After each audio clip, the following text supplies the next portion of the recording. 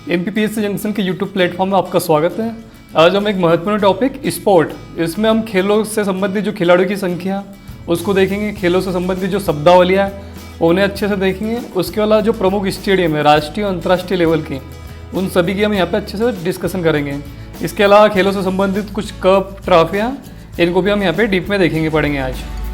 तो एक बार मैं रिव्यू बता देता हूँ कि हम क्या क्या देखने वाले हैं। जैसे कुछ विश्व की प्रमुख खेल संस्थाएं मुख्यालय, तो हम उनके संस्था का नाम और मुख्यालय, ये अक्सर एग्जाम में सीधे सीधे पूछे जाते हैं कि अंतर्राष्ट्रीय क्रिकेट परिषद का मुख्यालय कहाँ है, जैसे दुबई में, तो इस टाइप की हम कुछ चीज़ें देखेंगे। उसके अलावा हम भारत की कुछ प्रमुख संस्थाएं, उनके मुख्यालय, उससे संबंधित पढ़ेंगे। फिर खिलाड़ियों की संख्या, तो इनको हमने आगे भी अच्छे से डीप कवर करा, तो ये भी देखेंगे। फिर हम एक एक खेल को लेंगे और उससे संबंधित जो भी महत्वपूर्ण तथ्य है उन सभी को कवर करेंगे। जैसे खिलाड़ियों की संख्या, प्रमुख स्टेडियम, उससे प्रमुख कुछ तथ्य जैसे बैट बॉल की हाइट, ऊंचाई क्या रहती है, स्टंप की हाइट क्या रहती है।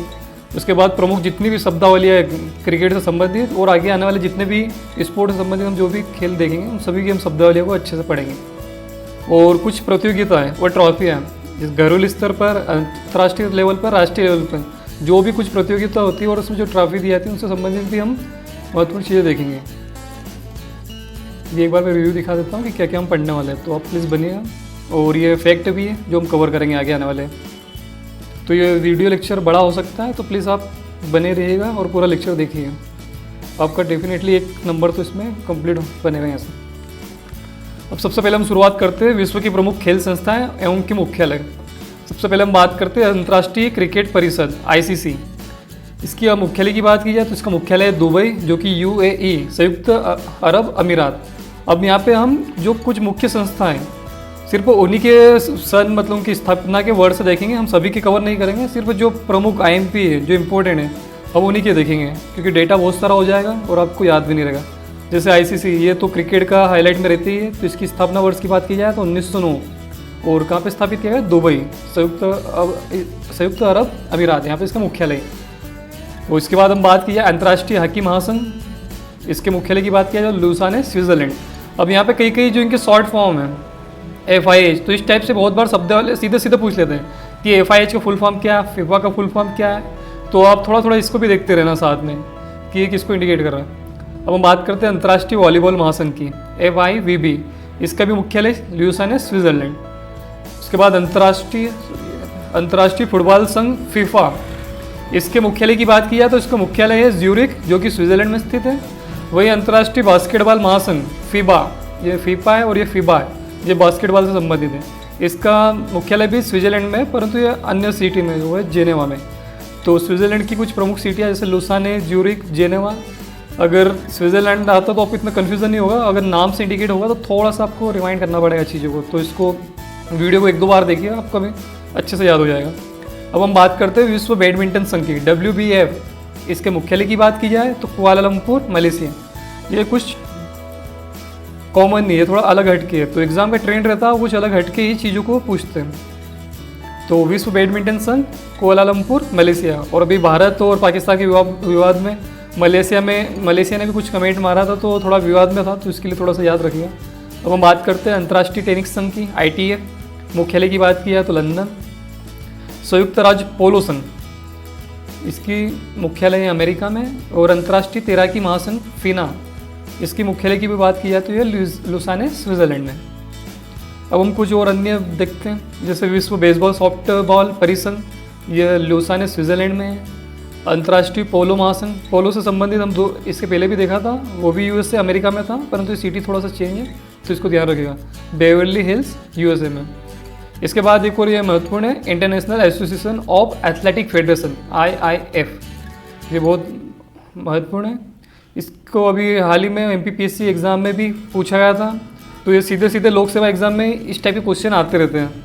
उसमें सीधा इसका पूछा गया था कि इसकी मुख्यालय कहाँ पे, तो वो था मोंटे कार्लो, मोनाको में। और इसकी स्थापना वर्ष की बात की जाए तो ये 1912 में स्थापित किया गया था, IAAF, मोंटे कार्लो में।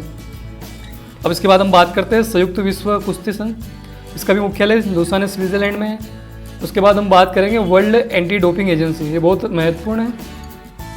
इसकी स्थापना वर्ष की बात की जाए तो 1999 में स्थापित किया गया था। और कहाँ पे किया गया? मॉन्ट्रियल, जो कि कनाडा की एक सिटी है, मतलब मॉन्ट्रियल, कनाडा में। 1999 वर्ल्ड एंटी डोपिंग एजेंसी। ये तो बहुत इंपॉर्टेंट है। स्पोर्ट में अगर इस टाइप के फैक्ट है तो आपको सीधे सीधे देखने को मिलेंगे। अब हम बात करते हैं अंतर्राष्ट्रीय ओलंपिक समिति। ये भी बहुत अहम है क्योंकि भी वर्ष 2020 का ओलंपिक तो टल चुका है जो जापान में होने वाला था, फिर 2021 में जुलाई में स्टार्ट होगा 24 जुलाई से। तो इसके लिए समिति अभी इम्पोर्टेंट है कि अंतर्राष्ट्रीय ओलंपिक समिति की बात की जाए तो इसका मुख्यालय लुसान है, स्विट्जरलैंड। अब हम कुछ प्रमुख भारतीय संस्थाएं देखते हैं और इनके मुख्यालय देखते हैं। ये तो अक्सर पूछे जाते हैं सीधे सीधे। अब हम बात करते हैं सबसे पहले स्पोर्ट अथॉरिटी ऑफ इंडिया, भारतीय खेल प्राधिकरण।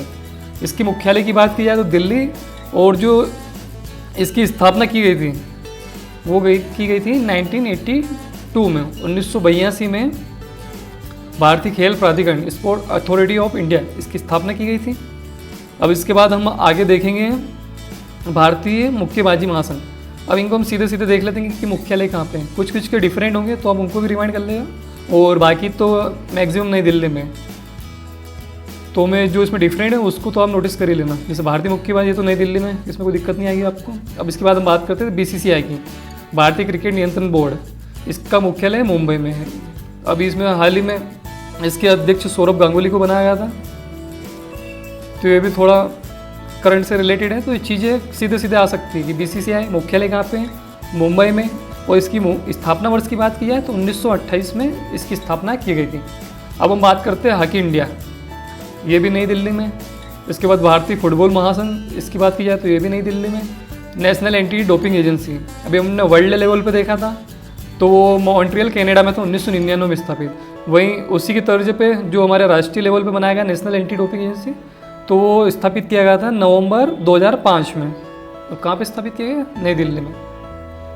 इसके बाद एक और ये भी बहुत IMP बहुत महत्वपूर्ण है, इसको तो हम याद रखेंगे, अखिल भारतीय शतरंज महासंघ, मुख्यालय चेन्नई।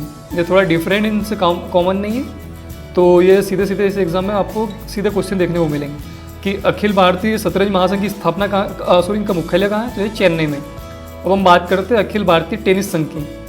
इसकी स्थापना भी नई दिल्ली में की गई, मतलब इसका मुख्यालय नई दिल्ली में। भारतीय बैडमिंटन संघ नई दिल्ली में। तो एक बार मैं इसमें जो डिफरेंट मुख्यालय जिसकी लोकेशन, जैसे BCCI ये मुंबई में। इसके बाद हम बात करते हैं अखिल भारतीय शतरंज महासंघ की, ये चेन्नई में। तो ये डिफरेंट टाइप के जो नाम है दिल्ली से हटके, तो इनको तो आप रिमाइंड करके रखिएगा। अब हम कुछ खेल और इनके खिलाड़ियों की संख्या देखते हैं। वैसे हमने इनको आगे बहुत अच्छे से डीप में पढ़ा है, परंतु एक बार ऐसे रिवीजन मोड के हिसाब से थोड़ा सा फास्ट में देख लेते हैं। जैसे कबड्डी, इसमें खिलाड़ियों की संख्या कितनी होती है, 7 होती है। पोलो, ये इसमें खिलाड़ियों की संख्या 4 होती है। इसमें घोड़े पे बैठकर एक बॉल को हिट किया जाता है एक बड़ी स्टिक से। हम इसकी शब्दावली भी देखेंगे कि स्टिक को क्या बोलते हैं और किस टाइप से खेला जाता है। उसके बाद हम बात की जाए वाटर पोलो की, तो ये खेल में सिर्फ पोलो कॉमन लग रहा है, बाकी सब दोनों में कुछ कॉमन कुछ भी नहीं। वाटर पोलो में पानी के अंदर वॉलीबॉल टाइप से गेम खेला जाता है, तो ये कोई डिफरेंट ही खेल है, पोलो दोनों कॉमन नहीं है। और इसमें खिलाड़ियों की संख्या देखी जाए तो इसमें 7 है। पोलो में 4 थी, और यहाँ पे हम देखते हैं कि 3 वर्ड और आगे जुड़े, तो सीधे से ट्रिक भी बना सकते हैं कि पोलो में 4, वाटर पोलो में 7 हो चुके। अब इसके बाद हम बात करते हैं बास्केटबॉल की। इसमें खिलाड़ियों की संख्या 5 है। मैंने यहाँ पे अधिकतर उन्हीं चीज़ों को कवर करा है जो कुछ ना कुछ कन्फ्यूजन क्रिएट करते हैं। जैसे बास्केटबॉल है, वॉलीबॉल है, कबड्डी है, पोलो, इनमें क्या कुछ कुछ सिमिलरिटी, मतलब इनके खिलाड़ियों में कन्फ्यूजन रहता है। कभी कोई 5-6 इसमें इंटरचेंज कर देते हैं एग्जाम में बहुत बार जल्दबाजी में, तो इसको एक बार अच्छे से देख लेना। वॉलीबॉल में 6 खिलाड़ी रहते हैं। आपने कभी देखा होगा वॉलीबॉल का कोर्ट रहता है, 3 उसमें आगे फ्रंट में खड़े रहते हैं, 3 इसमें बैक पे रहते हैं। तो थोड़ा इमेज जैसे बना के रखेगा तो आपको याद रहेगा। वहीं बास्केटबॉल की बात की जाए तो इसमें बास्केटबॉल ये बकेट रहती है, और खिलाड़ी ये रिंग से यहाँ पे अगर ये मारते तो 3 पॉइंट मिलते हैं, रिंग के पास से मारते तो 1 पॉइंट। तो इसमें 5 खिलाड़ी रहते हैं। अब हम बात करते हैं उसके बाद बेसबॉल की। ये भी देखने में क्रिकेट ऐसे खेल रहता है, बाकी इसमें बैट की जगह एक अलग बेसबॉल का एक डंडा रहता है, तो हम उसमें आगे पढ़ेंगे कि उसकी क्या लेंथ विड्थ रहेगी, कितनी लंबा रहता है। उसके बाद हम बात करेंगे रग्बी फुटबॉल की। इसमें खिलाड़ियों की संख्या 15 रहती है। रग्बी में 15, वही आइस हॉकी की बात की जाए तो उसमें 19 खिलाड़ी तक रहते हैं। तो सबसे ज़्यादा खिलाड़ी हम आइस हॉकी में देखते हैं, तो हम आगे इसको और अच्छे से देखेंगे। फिर खो खो की बात की जाए तो इसमें 9 खिलाड़ी रहते हैं। अब हम बात करते हैं क्रिकेट। अब हमने यहाँ पे एक एक स्पोर्ट से संबंधित हम खेल लेंगे और उसको पूरा डीप में देखेंगे कि उससे संबंधित जितने भी महत्वपूर्ण फैक्ट हैं। खिलाड़ियों की संख्या क्रिकेट में, ये तो आपको पता ही होगा, अधिकतर 11 खिलाड़ी होते हैं। अब हम कुछ प्रमुख स्टेडियम देखते हैं और करंट से संबंधित भी हम चीज़ें देखते हैं, जैसे गुजरात स्टेडियम जो कि मोटेरा में, अहमदाबाद में। अब ये वर्ल्ड का सबसे बड़ा क्रिकेट स्टेडियम है, क्योंकि यहाँ की बैठने की जो कैपेसिटी है मेलबर्न में 90,000 थी, परंतु ये मोटेरा है, इसके बनने के बाद अब इसकी जो कैपेसिटी है वो 1 लाख, कहीं 24,000 पे दे रखा, कहीं 40,000 पे दे रखा, तो अप्रोक्स वो 1 लाख से ऊपर ही है। तो ये अभी तक दुनिया का सबसे बड़ा क्रिकेट स्टेडियम, और अभी थोड़ा विवाद में भी रहा है, क्योंकि 24 फरवरी 2021 में, अभी वर्तमान की बात है, 24 फरवरी 2021 में जो गुजरात स्टेडियम मोटेरा, इसका वैसे नाम था सरदार वल्लभ भाई पटेल स्टेडियम, परंतु अभी मोदी सरकार में इसका नाम चेंज हो गया और इसका वर्तमान में नाम है मोदी स्टेडियम। तो थोड़ा विवाद में रहा है कि किस स्टेडियम का नाम मोदी स्टेडियम रखा गया, तो गुजरात स्टेडियम जो मोटेरा स्टेडियम था उसका नाम। और इसमें भी हम 2020 में जब डोनाल्ड ट्रम्प आए थे, जब उस टाइम वो तत्कालीन अमेरिका के राष्ट्रपति थे, तो यहाँ पे उसका स्टेडियम का भी इनॉग्रेशन, वो ओपनिंग हुई थी उस टाइम, और अच्छे मतलब। अब इसके बाद हम बात करते हैं अन्य स्टेडियम की जो भारत में प्रमुख है और जहाँ पे अधिकतर पूछे जा सकते हैं एग्जाम, जैसे चिन्ना स्वामी स्टेडियम, इसकी बात की जाए तो ये बेंगलोर में स्थित है। ईडन गार्डन कोलकाता का, ये अधिकतर एग्जाम में आपको देखने को मिलेगा। इसके बाद हम बात करते हैं ग्रीन पार्क स्टेडियम, इसको भी मोदी स्टेडियम बोलते हैं, ग्रीन पार्क स्टेडियम, और ये है कानपुर में। वानखेड़े स्टेडियम मुंबई में। इसके बाद किनन स्टेडियम जमशेदपुर झारखंड में। इसके बाद हम देखते हैं रूप सिंह स्टेडियम ग्वालियर में, और ये बहुत महत्वपूर्ण है क्योंकि आपको पता होगा जो दुनिया का पहला दोहरा शतक है ओडीआई में, अर्थात वनडे क्रिकेट में, और वो किसने बनाया था? सचिन तेंदुलकर ने। यहाँ पर ये अपने आप का सबसे पहला दुनिया का वर्ल्ड रिकॉर्ड है कि पहला ओडीआई में जो दोहरा शतक लगाने वाले थे सचिन तेंदुलकर, और वो कहाँ पे लगा था? रूप सिंह स्टेडियम जो कि ग्वालियर में स्थित है, और इसमें दक्षिण अफ्रीका के खिलाफ किसने बनाया था? सचिन तेंदुलकर ने। अब हम बात करते हैं नेहरू स्टेडियम की, इसकी लोकेशन इंदौर में है। इसके बाद हम गुजरात ये मोटेरा स्टेडियम जो कि वर्तमान में मोदी स्टेडियम है, उसको देख चुके हैं। अब हम बात करेंगे फिरोज शाह कोटला, इसकी लोकेशन देखी जाती है दिल्ली में। अब ये कुछ अंतर्राष्ट्रीय स्टेडियम जिनकी बात करते हैं, जैसे मेलबॉर्न स्टेडियम अभी वर्तमान में यही था, परंतु ये गुजरात के स्टेडियम जो था हमारा मोटेरा, इसके बनने के बाद अब ये दुनिया का सबसे ज़्यादा कैपेसिटी वाला स्टेडियम नहीं रहा। नहीं तो इसके पहले ऑस्ट्रेलिया का मेलबॉर्न स्टेडियम था जहाँ पे बैठने की कैपेसिटी के हिसाब से सबसे बड़ा स्टेडियम था। अब हम बात करेंगे इंग्लैंड, ये ओवल, विम्बलडन और लॉर्ड्स ये प्रमुख क्रिकेट स्टेडियम है इंग्लैंड के, और जो क्रिकेट खेल है उसका जनक इंग्लैंड को ही माना जाता है। और इंग्लैंड और ऑस्ट्रेलिया के बीच जो एसेज एक प्रतियोगिता होती है क्रिकेट की, तो वो बहुत महत्वपूर्ण है, वो अधिकतर पूछी जाती है। इसके बाद एक बंगबंधु स्टेडियम ढाका जो कि बांग्लादेश में स्थित है,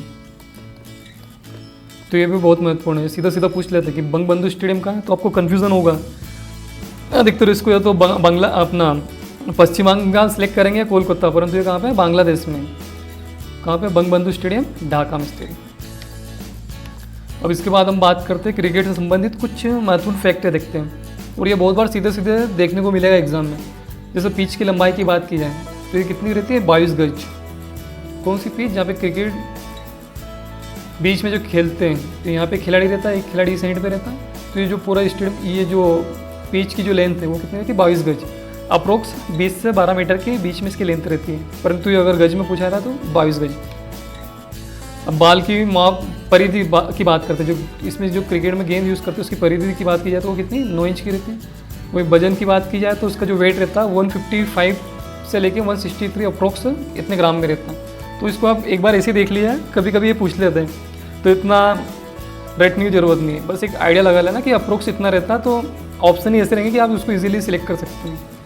स्टंप की ऊंचाई की बात की जाए तो ये कितनी रहती है? 27 इंच, जो क्रिकेट में स्टंप यूज़ करते हैं कि। और इसके बाद एक महत्वपूर्ण रहता है बल्ले की माप, अप्रोक्स से 36 से 40 इंच के मध्य रहता है, परंतु एक 38 इंच एक प्रोफेशनल बैट की जो लंबाई रहती है वो कितनी रहती है? 38 इंच। और सेंटीमीटर में आप देख सकते हैं 96.5 सेंटीमीटर। और चौड़ाई की बात की जाए तो 4.5 इंच अप्रोक्स इतनी बल्ले की लंबाई और चौड़ाई रहती है। अब हम क्रिकेट से संबंधित कुछ प्रमुख शब्दावली देखते हैं। वैसे क्रिकेट से संबंधित तो आपको अधिकतर को सबको पता ही होगा, परंतु फिर भी एक फास्ट हम रिवाइज देख लेते हैं कि क्या क्या रहता है। जैसे फाइन लेग एक wicket, wicket keeper, square leg, gully, mid off, mid on, mid wicket, batsman, bowler, fine leg, short leg, slips, cover, extra cover, third man, googly, off spin, leg spin, chinaman, flight, in swing, ये सब bowling की type है। In swing है, out swing, reverse swing, bumper, beamer, ये भी bowling का type है। और ये बहुत बार क्वेश्चन में सीधा सीधा आया कि बीमर किससे संबंधित है, बैट्समैन से, गेंदबाजी से, मतलब बॉलिंग से, तो ये बॉलिंग से संबंधित है बीमर। ये बॉलिंग का एक टाइप है। Full toss, short pitch, wide, no ball. अभी हम बहुत सारे फैक्टर पढ़ने वाले हैं तो मैं इनको अच्छे से एक्सप्लेन नहीं कर सकता, अभी इतना टाइम नहीं है। परंतु अगर आप कमेंट में अगर आप लिखेंगे कि आप पर्टिकुलर एक एक टॉपिक पे अच्छे से पूरा कंप्लीट वीडियो बना जाए तो हम पूरा एक्सप्लेनेशन के साथ डिस्क्राइब में पूरा अच्छा वीडियो बना सकते हैं। और करंट के जितने भी अपडेटेड हैं, अभी जैसे IPL से संबंधित, अभी हाल में मुंबई इंडियंस ने 50 टाइम IPL जीता है, तो जितने भी IMP मतलब महत्वपूर्ण फैक्ट होंगे सभी को कवर करें अगर आपने कमेंट करते हैं कि इससे संबंधित कुछ वीडियो बनाई जाए तो। अब हम बात करते हैं हॉकी। ये भारत का राष्ट्रीय खेल है, भारत का राष्ट्रीय खेल है हॉकी, और साथ में पाकिस्तान का भी है। परंतु उसकी कोई फिक्स डेट नहीं कि इस तारीख से इसको हमने राष्ट्रीय खेल माना है। ये परंपरा से ही इसको शुरू से ही माना गया। अगर आप इसको कहीं दस्तावेज में ऐसा कहीं भी मिलेगा नहीं कि हॉकी भारत का राष्ट्रीय खेल इस तारीख से बना है। खिलाड़ी की बात की जाए तो क्रिकेट में भी 11 रहते हैं और हॉकी में भी 11 खिलाड़ी रहते हैं। अब कुछ प्रमुख स्टेडियम देख लेते हैं। जैसे कलिंग स्टेडियम भुवनेश्वर, अभी ये बहुत हाईलाइट में भी रहा है क्योंकि इसके पहले भी यहाँ पे विश्व हॉकी कप हुआ था, और अभी वर्तमान में भी 2021 में या 2023 में कुछ इसमें प्रमुख इवेंट होने जाने वाले हैं। और इसके अलावा हम ये भुवनेश्वर जो उड़ीसा में है, और उड़ीसा में ही दुनिया का सबसे बड़ा हॉकी स्टेडियम बनने वाला है। कहाँ पे? राउरकेला में। तो ये इसकी भी अनुमति मिल चुकी है, तो ये जल्दी ही उड़ीसा में राउरकेला दुनिया का सबसे बड़ा हॉकी स्टेडियम बनने वाला है। तो ये थोड़ा करंट से रिलेटेड याद रखना। अब हम बात करते हैं कुछ अन्य स्टेडियम की, जैसे ध्यानचंद एस्ट्रोटर्फ स्टेडियम, लोकेशन इसकी लखनऊ में। बिरसा मुंडा स्टेडियम रांची झारखंड में। इसके बाद हम बात की जाए महिंद्रा स्टेडियम, ये मुंबई में, और दिलीप तिर्की स्टेडियम ये रांची में। तो ये सभी स्टेडियम किससे संबंधित है? हॉकी से संबंधित है। और जिसमें जो महत्वपूर्ण है कलिंग स्टेडियम भुवनेश्वर उड़ीसा में, क्योंकि यहाँ पे भी विश्व कप आयोजित किया गया था हॉकी से संबंधित। अब हम आगे बात करते हैं हॉकी से संबंधित कुछ अन्य फैक्ट हैं। वैसे इस लेक्चर की जो है हम PDF प्रोवाइड कर देंगे हमारे टेलीग्राम ग्रुप पे, तो आप वहाँ पे भी जाके इसको देख सकते हैं। और उसके अलावा हम अभी कुछ फैक्ट है तुमको हम थोड़ा फास्ट में देखेंगे। जैसे हॉकी की लंबाई की बात की जाए, जो हॉकी स्टिक रहती है उसकी लंबाई क्या रहती है? तो वो 1 मीटर की रहती है। उसके बाद हम मैदान की माप तो आप ये देख सकते हैं 100 गज बाय 60 गज। और हॉकी बॉल का वजन तो 156 ग्राम से 163 ग्राम। वहीं गोल पोस्ट की ऊंचाई की बात की जाए, जो आप हम गोल करते हैं जो स्टेडियम, तो जो गोल पोस्ट रहता है इसकी हाइट जो रहती है वो कितनी रहती है? 7 फीट। और गोल की जो इसकी चौड़ाई रहती है वो कितनी रहती है? 3.6 मीटर, मतलब 4 गज चौड़ा रहता है। अब हम बात की जाए हॉकी में जो पेनल्टी रहता है, जब कोई खिलाड़ी या तो कोई फाउल कर देता है या कुछ, जैसे हॉकी को कहीं मतलब उसमें फाउल हो जाता है तो उसमें पेनल्टी स्ट्रोक मिलता है सामने वाली टीम को। तो जो पेनल्टी स्ट्रोक की जो दूरी है ये बहुत बार एग्जाम में सीधे पूछी जाती है। तो ये 7 यार्ड की दूरी से मारा जाता है, मतलब 6.47 मीटर की दूरी से पेनल्टी स्ट्रोक को लगाया जाता है। अब हम कुछ प्रमुख शब्दावली की बात करते हैं जो हॉकी से संबंधित है। जैसे गोली, right back, left back, outside right, inside right, centre forward, inside left, outside left, centre hop, centre line, corner, penalty stroke, penalty corner. ये कुछ चीज़ें फुटबॉल में भी कॉमन रहेगी, परंतु कुछ चीज़ें ऐसी है जो सीधे सीधे सिर्फ हॉकी में ही, जैसे बुली है, roll on, push in, shooting circle, ये चीज़ें सिर्फ इसी में मिलेंगी। उसके बाद ये कुछ और अन्य है जो आप रीड कर लेना आप नोट्स में भी। अब हम हॉकी से संबंधित कुछ प्रमुख ट्रॉफियाँ देखते हैं और इससे संबंधित जितने भी फैक्ट होंगे हम उनको देखेंगे। पहले तो हम इनको सीधे सीधे रीड कर लेते हैं। जैसे विश्व कप, ये हॉकी से संबंधित इवेंट होती है। चैंपियन ट्रॉफी, महिलाओं की विश्व cup hockey trophy, Rangaswamy cup, ये सीधे सीधे पूछ सकते हैं। ये राष्ट्रीय हॉकी कप है और इसकी स्थापना की बात की जाए तो कब? 1928 में, ठीक है। तो रंगास्वामी कप हॉकी से संबंधित। फिर इंदिरा गोल्ड कप है, अंतर महाद्वीपीय हॉकी कप है, फिर ऑलपस कप है, फेडरेशन कप है, एशिया कप है और DCM श्री राम ट्रॉफी। इसके बाद कुछ अन्य देख लेते हैं, जैसे DS सोडी कप है, बेटन कप है, ध्यानचंद ट्रॉफी है, आगा खा कप है।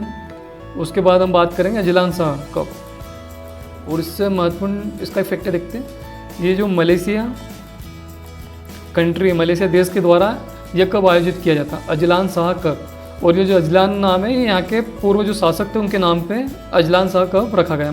तो ये थोड़ा सा इन सब की ट्रॉफी से डिफरेंट है, तो इसको याद रखना। अजलान शाह कप यहाँ की से संबंधित है और ये किस देश के द्वारा आयोजित किया जाता है? मलेशिया के द्वारा। अब हम बात करते हैं कुछ अन्य ट्रॉफी की, जैसे लेडी रतन ट्रॉफी कप, ये महिलाओं की संबंधित ट्रॉफी। फिर Scindia gold cup, BMW trophy, Kuppuswamy Naidu cup, Modi gold cup और अब्दुल्ला गोल्ड, ये सभी हॉकी से संबंधित प्रमुख कप एवं ट्रॉफियाँ हैं। अब हम एक अन्य स्पोर्ट इवेंट देखते हैं, वो है फुटबॉल। इसमें भी खिलाड़ियों की संख्या 11।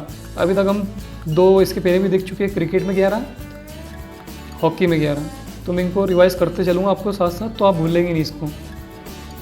क्रिकेट में 11, हॉकी में 11 और हमारे फुटबॉल इसमें भी 11।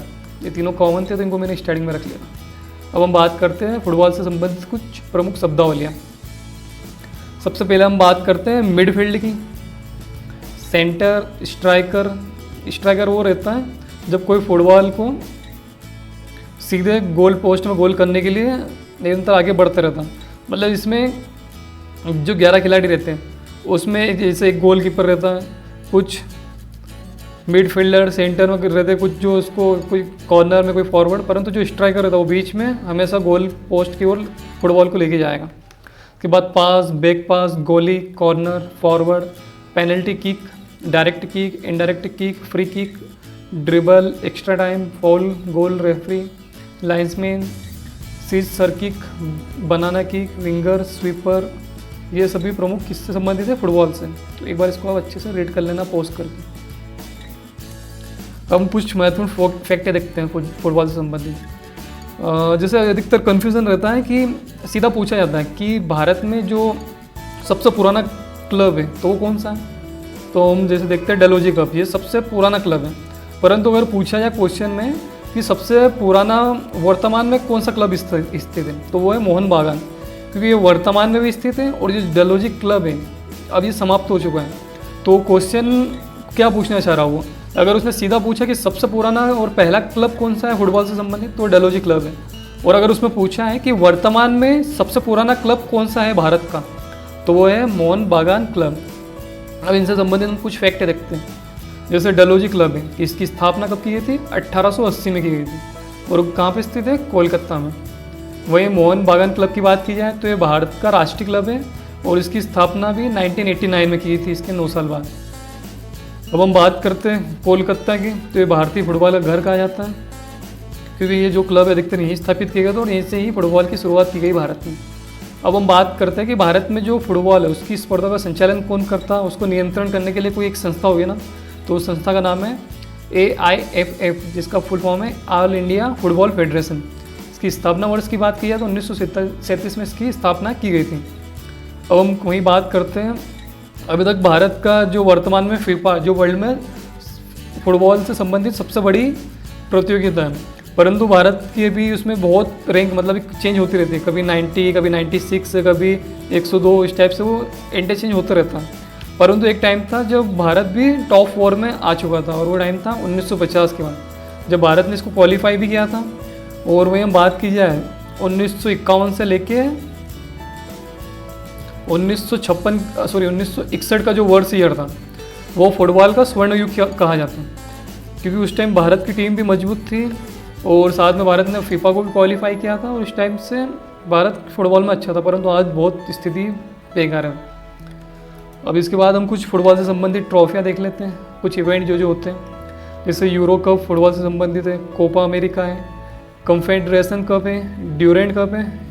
ये एग्जाम में देखने को मिलेगा सीधे, तो इसको भी याद रखना जरूरी। ड्यूरेंट कप किससे संबंधित है? तो फुटबॉल से संबंधित है। उसके बाद फेडरेशन कप और कन्फेडरेशन कप, ये दोनों फुटबॉल से ही। और इसके अलावा एक संतोष ट्रॉफी, ये तो IMP है ही। अब हम बात करते हैं कबड्डी की। कबड्डी में खिलाड़ियों की संख्या 7 है। अब इसमें जो डिफरेंट खिलाड़ियों की संख्या, अब इनको हम बार बार रिवाइज भी करते चलेंगे। अभी तो हमने कबड्डी की बात करी जिसकी खिलाड़ियों की संख्या कितनी है, 7 है। अब इसके मैदान की माप, कभी कभी ये भी एग्जाम में सीधा देखने को मिलेगा कि 13/10 का ये मैदान की जो लंबाई रहती है 13 मीटर और चौड़ाई कितनी 10 मीटर है।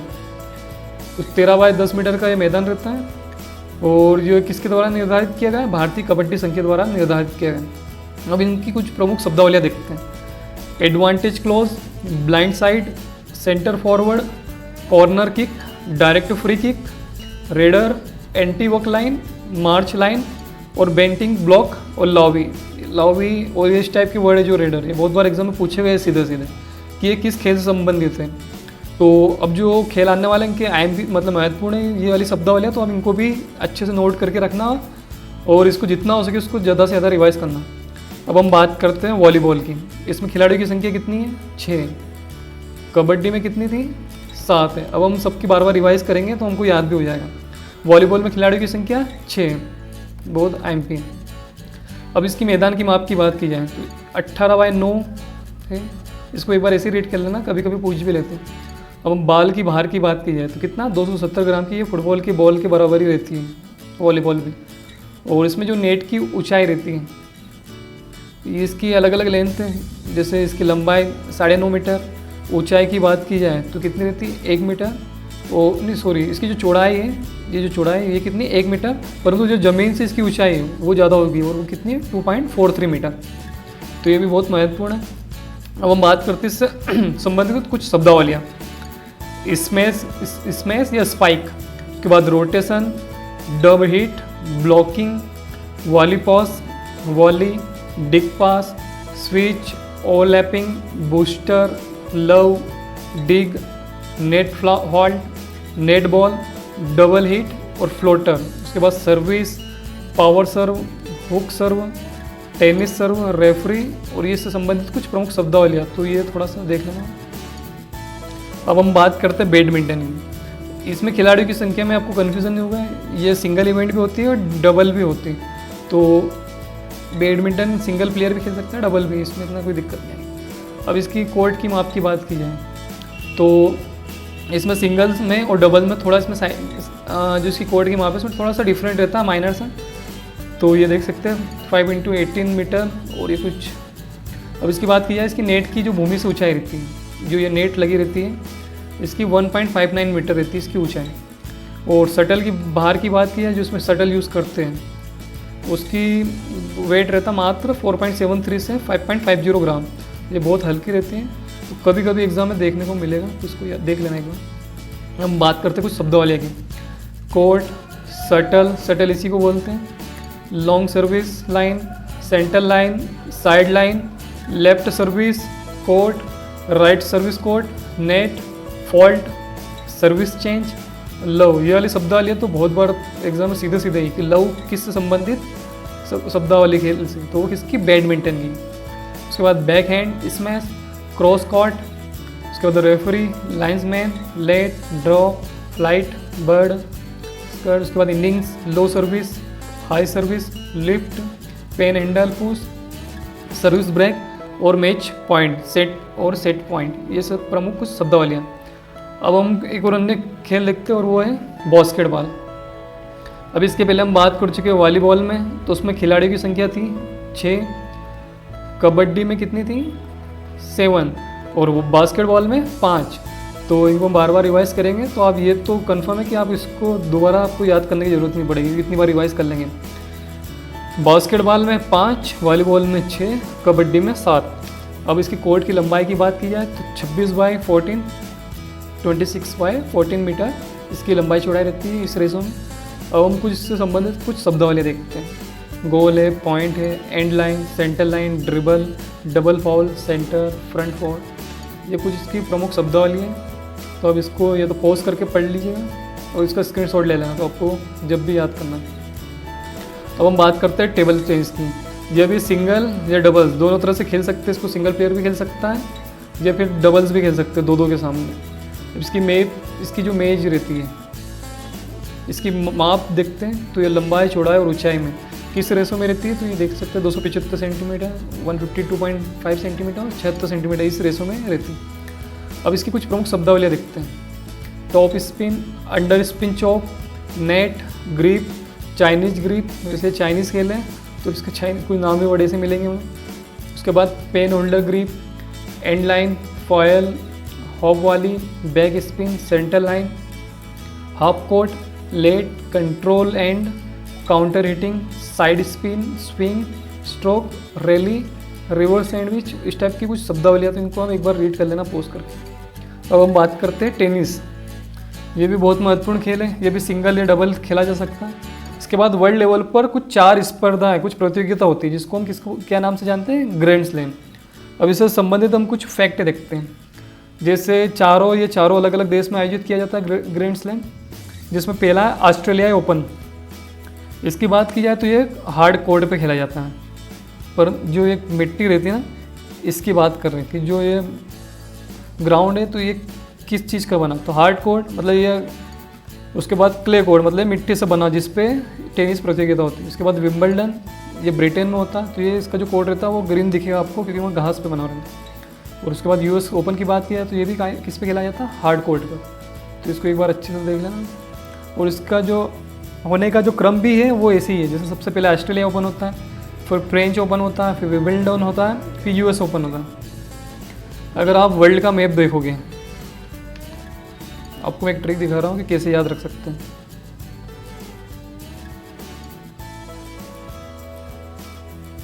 ये समझ लो ऑस्ट्रेलिया है, ये हमारा यूरोप वाला हिस्सा है, यहाँ पे हमारा एशिया भी नीचे लगा रहता है इसमें, ये उत्तरी अमेरिका, दक्षिण अमेरिका। तो इस टाइप से वर्ल्ड मैप आप अज्यूम कर सकते हैं।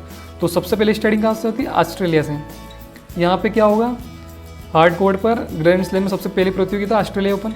फिर हम इसके बाद इधर लेफ्ट की साइड जैसे जैसे बढ़ेंगे तो इसके पहले यहाँ पे बीच में क्या आएगा, फ्रांस आएगा यूरोप में। तो वहाँ पे क्या होता है, क्ले कोर्ट पे टेनिस की प्रतियोगिता। इसके बाद हम और आगे बढ़ेंगे तो यहाँ पे बीच में क्या आएगा, ब्रिटेन, जो ग्रेट ब्रिटेन यूके का जो द्वीप है, उसके बाद वो आएगा। तो हम जैसे जैसे डायरेक्शन बढ़ेंगे वैसे वैसे देश के ये क्रम भी रहेंगे। तो इसी क्रम में ग्रैंड स्लैम भी होते हैं। उसके बाद लास्ट में यूएस ओपन होगा जो कहाँ पे, अमेरिका में। तो अब जैसे जैसे वर्ल्ड के मैप में इस साइड बढ़ोगे तो इस टाइप से एक ट्रिक भी बना सकते हो। अब इसके बाद हम कुछ प्रमुख शब्दावलियाँ देखते हैं, जैसे ace, advantage, backhand, forehand, baseline, deuce, ये बहुत बार पूछा जाता है, ये टेनिस से संबंधित है।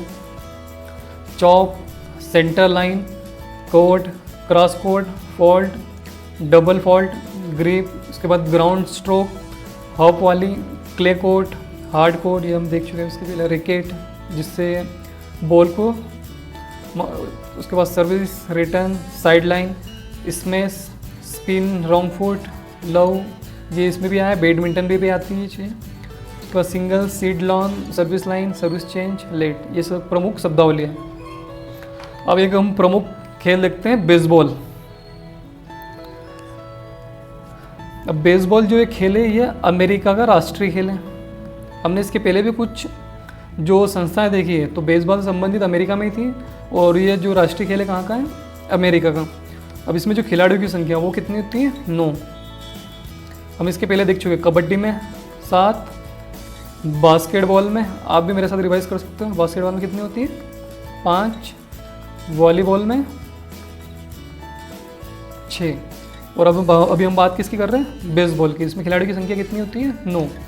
अब इसमें जो बैट रहता है, ये देखा हो आपने बेसबॉल का डंडा, तो ये कुछ अलग टाइप की स्टिक रहती है, इससे बॉल को हिट करते हैं। ये दिखने में एकदम क्रिकेट जैसे लगता है, परंतु इसमें जैसे ये स्टेम रहता नहीं कुछ, इसमें 3 अगर लगातार गेंद अगर छूट जाती, खिलाड़ी मार नहीं पाता, तो इसमें कुछ रहता है कि आउट हो जाता है। तो इस टाइप की ये कुछ अलग गेम। अब इसमें हम देखते हैं, इसकी जो बैट है ये गोल तरह का आकार में रहता है। इसकी लंबाई देखी जाए तो ये कितने का रहता है, 42 इंच का रहता है। और उसके बाद हम बात करते हैं प्रत्येक बेस के बीच की दूरी, अर्थात इसमें ये जो मैदान की जो पिच रहती है ये इस टाइप से डायमंड शेप में रहती है। तो उसकी जो बीच की लंबाई रहती है वो कितनी रहती है, 90 फीट या 127 फीट, कभी कभी आता है इस टाइप का क्वेश्चन। अब हम प्रमुख शब्दावलियाँ देखते हैं, जैसे fans, foul line, pitcher, pitchers plate, first base, second base, third base, उसके बाद डायमंड। जो ये जो पिच रहती है जो क्रिकेट में वो स्ट्रेट रहती है, परंतु जो इसमें जो पिच रहती है वो डायमंड शेप में रहती है। यहाँ पे खिलाड़ी खेलता है वो सीधे ना दौड़ के डायमंड शेप में रनिंग को कंप्लीट करता है। तो ये बहुत बार सीधे सीधे पूछा जाता है कि डायमंड वर्ड किससे संबंधित है, तो वो है बेसबॉल से। और कुछ अन्य शब्दावलियाँ देखते हैं, जैसे कैचर है, शॉर्ट स्टॉप है, लेफ्ट फील्डर है, सेंटर फील्डर है, right fielder, home run, home plate, penalty, उसके बाद डाउन, सेक्रीफाई, मिट, साउथ पा, ये इसके प्रमुख, जिसमें मैं कुछ महत्वपूर्ण बता देता हूँ आपको एक बार फिर से। डायमंड है, होम रन है, ये सीधे सीधे एग्जाम में बहुत बार आ भी चुके हैं। अब हम बात करते हैं बिलियर्ड्स। ये एक अन्य गेम है, ये दिखने में स्नूकर जैसे ही रहता है। स्नूकर्स और बिलियर्ड में, इन दोनों में प्रमुख जो अंतर होता है वो बॉल है जो ये यूज़ करते हैं उनकी संख्या से रहता है। जो बिलियर्ड से रहता है उसमें गेंदों की संख्या, और जो स्नूकर्स में उसमें बस इसी का अंतर रहता है। बाकी दोनों गेम एक ही तरह के टेबल पे खेले जाते हैं।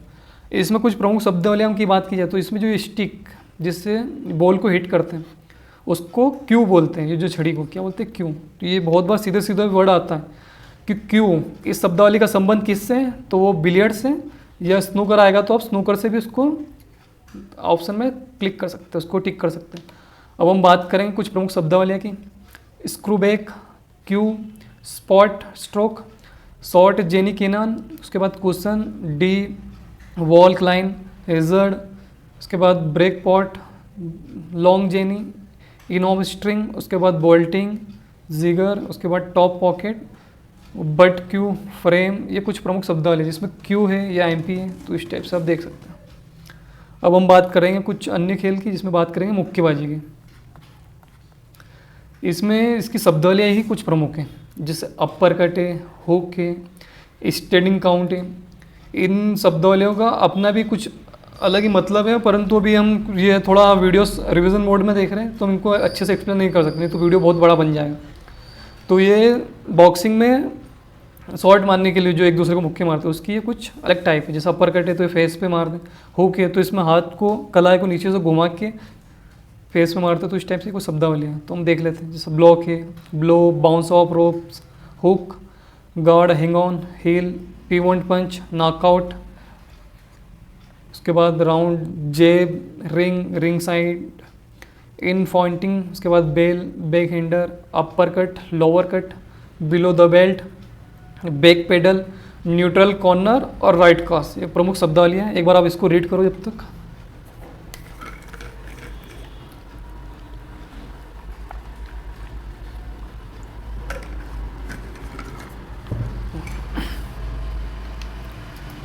अब हम देखते हैं तैराकी।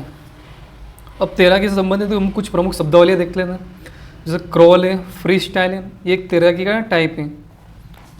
उसके बाद हम बात करते हैं रिले, मेडली, ब्रेस्ट स्ट्रोक, उसके बाद बटरफ्लाई, इसमें दोनों हाथों को तितलियों की तरह आगे करते तो इसको बैक बटरफ्लाई नाम दिया। उसके बाद चेन, फॉल्स स्टार्ट, उसके बाद strokes, spring board, platform somersault, twist, front call stroke, forward strokes और स्पीयर एंड। ये प्रमुख शब्दावलियाँ तैराकी से संबंधित।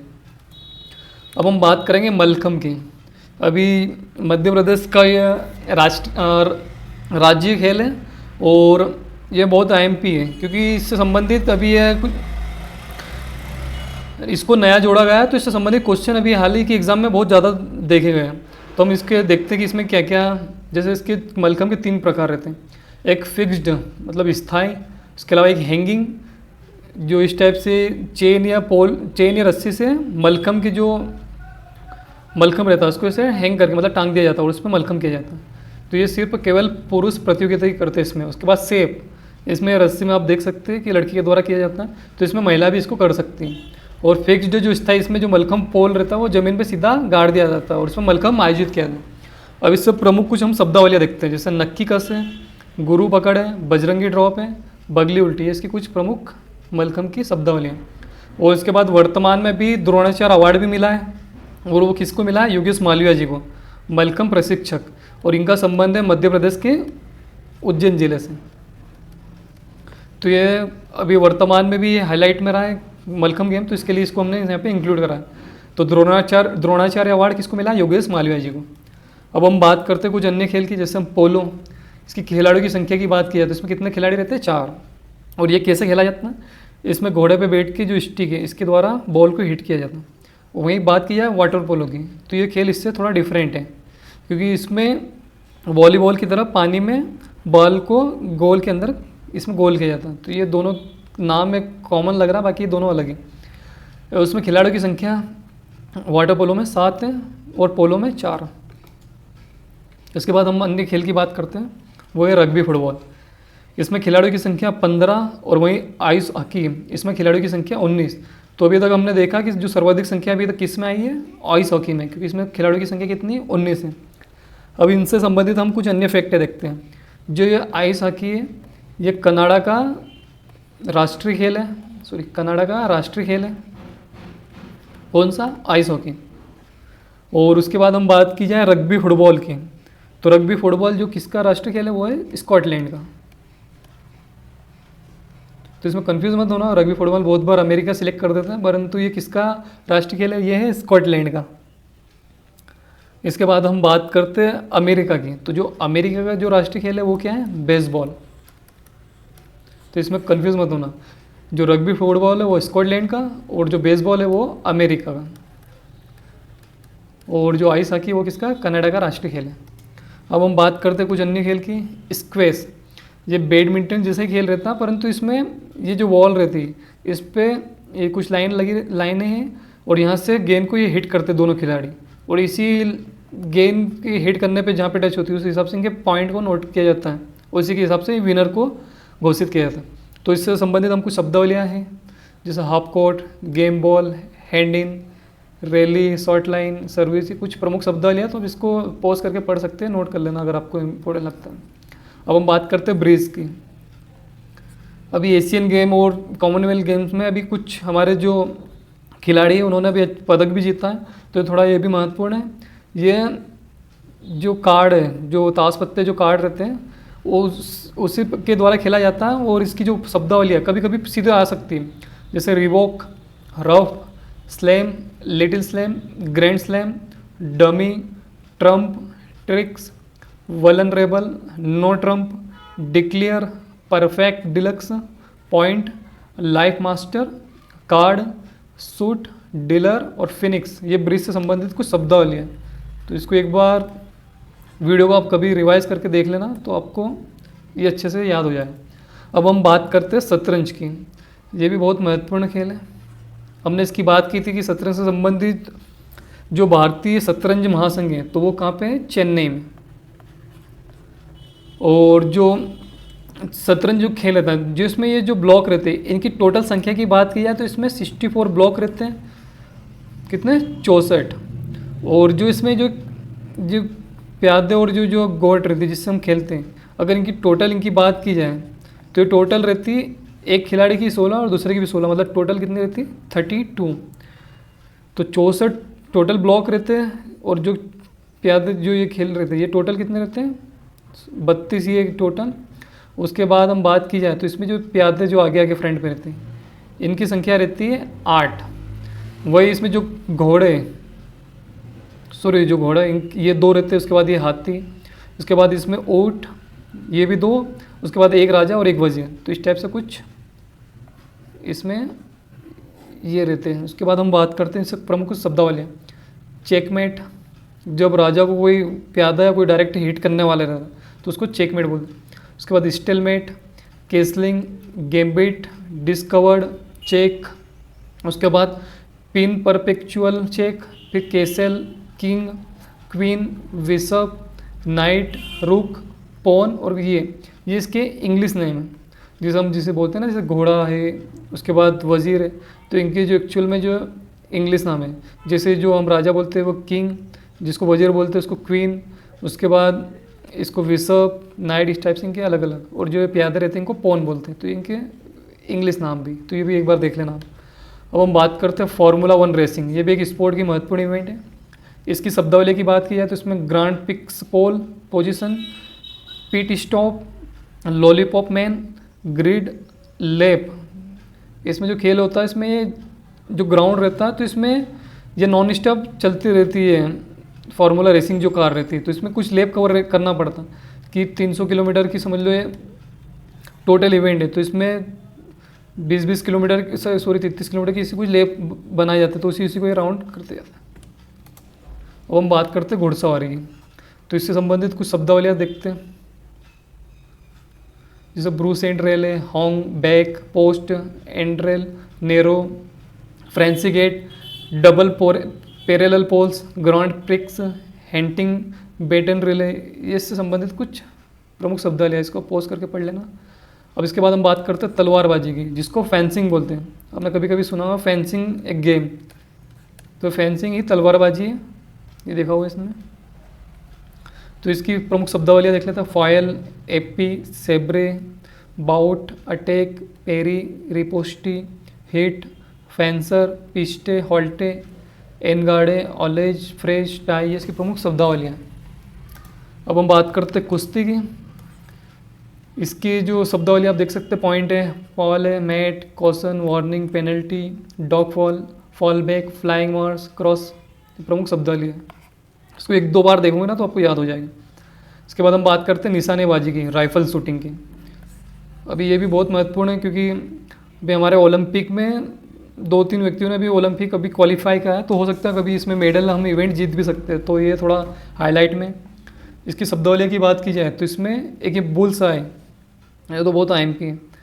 जब ये ये जो शूटिंग में हम देखते हैं कि सामने जो एक बोर्ड रहता है जिसमें ऐसे पॉइंट रहता है, तो इसमें जो 0 पॉइंट अगर इसको हिट करते हैं तो इसको बोलते हैं bulls I, centre of the target, जो टारगेट में जो एकदम बीच में रहता है इसको बुल्स आई बोलते हैं। उसके बाद back, trench, shooting, skeet, shooting, bird, target, shot, standing, prone, ये प्रमुख शब्दावली हैं। Thank you. अगर आपको ये लेक्चर पसंद आया तो प्लीज़ हमारे लेक्चर को सब्सक्राइब कीजिए, हमारे चैनल को। उसके अलावा जो वीडियो लेक्चर है, अगर आपको इसकी PDF चाहिए तो आप हमारे जो टेलीग्राम ग्रुप है MPPSC जंक्शन, आप उस पर सीधा विजिट कीजिए, आपको वहाँ पे PDF मिल जाएगा। MPPSC जंक्शन टेलीग्राम ग्रुप पे इसकी PDF मिल जाएगी। और वैसे भी इस यूट्यूब के लिंक डिस्क्रिप्शन में हम इसकी लिंक प्रोवाइड कर देंगे। तो थैंक यू, धन्यवाद।